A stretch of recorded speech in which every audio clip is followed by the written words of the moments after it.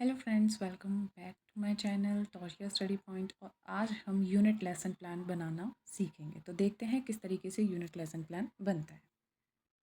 अब हम यहाँ पर सीखेंगे किस तरीके से यूनिट लेसन प्लान बनाते हैं। तो जैसे कि आप देख पा रहे हैं वीडियो के अंदर, मैंने ऊपर सबसे पहले मेरी यूनिट है यहाँ पर getting to know about plant, जो मेरी फर्स्ट यूनिट थी, मैंने उसको मेंशन किया हुआ है, जिसमें मेरे सब यूनिट्स हैं, जैसे उप इकाई के नाम से बताया गया रूट्स।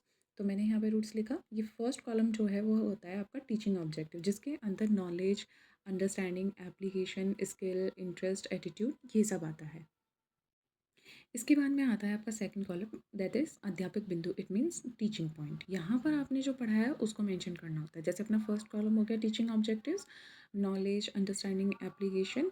उसके बाद में अपना सेकंड कॉलम आता है टीचिंग पॉइंट, जो भी आपने जिस पर भी लेसन बनाया उसके बारे में लेना होता है। थर्ड पॉइंट आता है आपका टीचिंग एड्स, जिसकी मदद से आप स्टूडेंट्स को पढ़ाने वाले हो, जैसे चार्ट हो गया, डेमोन्स्ट्रेशन स्किल जो होती है वो इंक्लूड होती है आपकी इसके अंदर। फोर्थ आता है आपका टीचिंग एक्टिविटीज़, इट मीन्स आप टीचर जो है वो पढ़ाते वक्त कौन कौन से मेथड्स को यूज़ करेगा, फिर student activities, inter class activities, और लास्ट में आता है आपका होमवर्क।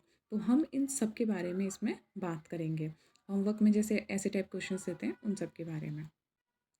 अब यहाँ पे जो सेकंड कॉलम है टीचिंग पॉइंट, उसमें मैंने मेरा फर्स्ट लेसन था रूट्स, जिसके अंदर तीन मैंने टीचिंग पॉइंट्स को इंक्लूड किया था, introduction, types and function of roots. तो इसका मैंने जो टीचिंग ऑब्जेक्टिव इसके सामने लिखा, वो उसका मैंने नॉलेज लिख दिया, that student will be able to answer the definition of roots और मीनिंग ऑफ रूट्स। ये इस तरीके से आपको अपने टीचिंग पॉइंट्स, हर एक टीचिंग पॉइंट के सामने टीचिंग ऑब्जेक्टिव्स को मैंशन करना होगा। इस तरीके से आपको बताना है, ठीक है। इसके बाद में जैसे मैंने यहाँ पे सब कुछ लिख दिया अपने टीचिंग पॉइंट्स और उनके सामने टीचिंग ऑब्जेक्टिव्स। आपको हर एक टीचिंग पॉइंट के सामने टीचिंग ऑब्जेक्टिव लिखना है। फिर आता है अपना टीचिंग एड, जिसमें जैसे मैंने इसमें चार्ट बनाया था, तो चार्ट किस किस टॉपिक्स पर था वो बताया, जैसे डायग्राम ऑफ रूट्स। फिर सेकंड था टाइप्स ऑफ रूट और फंक्शंस ऑफ रूट। जो भी आप जिस पर भी चार्ट बनाओगे वो आपको शो करना होगा। फिर आता है टीचिंग एक्टिविटी।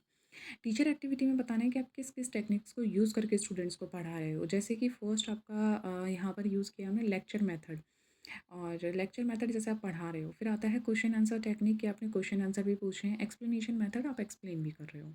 फिफ्थ कॉलम में स्टूडेंट एक्टिविटी, कि आपने स्टूडेंट्स की क्या क्या एक्टिविटी रहेगी उस ड्यूरेशन में। तो स्टूडेंट्स जो होंगे वो इंपॉर्टेंट पॉइंट्स को नोटबुक में लिखेंगे और जो भी लेसन होगा उसको ध्यान से सुनेंगे। सिक्स्थ आता है यहाँ पे इंटर क्लास एक्टिविटी, जो स्टूडेंट और टीचर के बीच में होती है, लाइक शॉर्ट टाइप क्वेश्चंस पूछते हैं, ऑब्जेक्टिव टाइप क्वेश्चंस पूछते हैं, और students will be answer of that questions.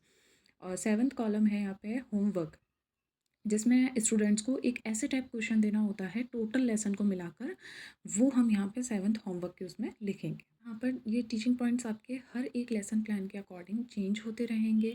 Third point teaching ads में भी यही होगा कि आपने जिस भी लेसन प्लान में जो भी टीचिंग एड यूज़ किया है उसको बताना है। बाकी फोर्थ टू फिफ्थ सेवन्थ जो कॉलम है वो टोटल सेम रहेंगे। Thank you so much.